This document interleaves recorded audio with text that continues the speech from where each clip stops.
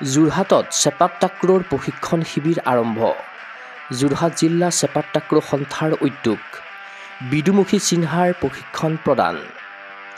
চলিত মাহৰ 18 জুলাইৰ পৰা যোৰহাটত আৰম্ভ হৈছে চেপাক টাক্ৰ ইভেণ্টৰ 10 দিনীয়া প্ৰশিক্ষণ শিবিৰ।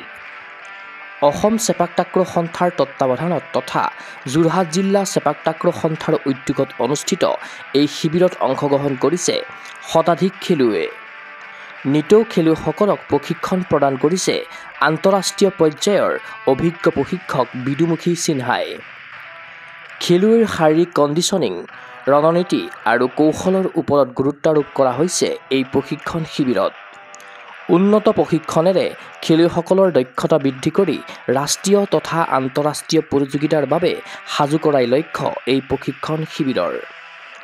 উল্লেখ্য যে ৰাজ্যত বৰ্তমান ক্ৰমে প্ৰচাৰ আৰু প্ৰসাৰতা লাভ কৰিছে চেপাক টাক্ৰ ইভেণ্টে।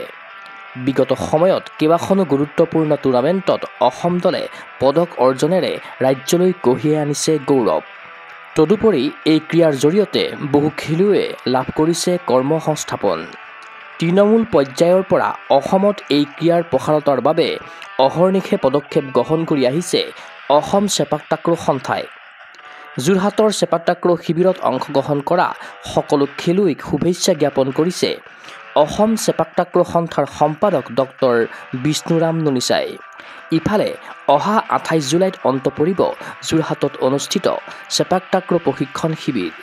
ক্ৰীড়া অনুৰাগীৰ আশা সাফল্যমণ্ডিত হওক এই 10 দিনীয়া চেপাক টাক্ৰ প্ৰশিক্ষণ শিবিৰ। বিদুমুখী চিনহাৰ দৰে আন্তঃৰাষ্ট্ৰীয় পৰ্যায়ৰ প্ৰশিক্ষকৰ প্ৰশিক্ষণত দক্ষ হৈ উঠক অসমৰ উদিত চেপাক টাক্ৰ খেলুৱৈসকল। নিউজ ডেস্ক ৰিপৰ্ট, কুকু স্পৰ্টছ এনি।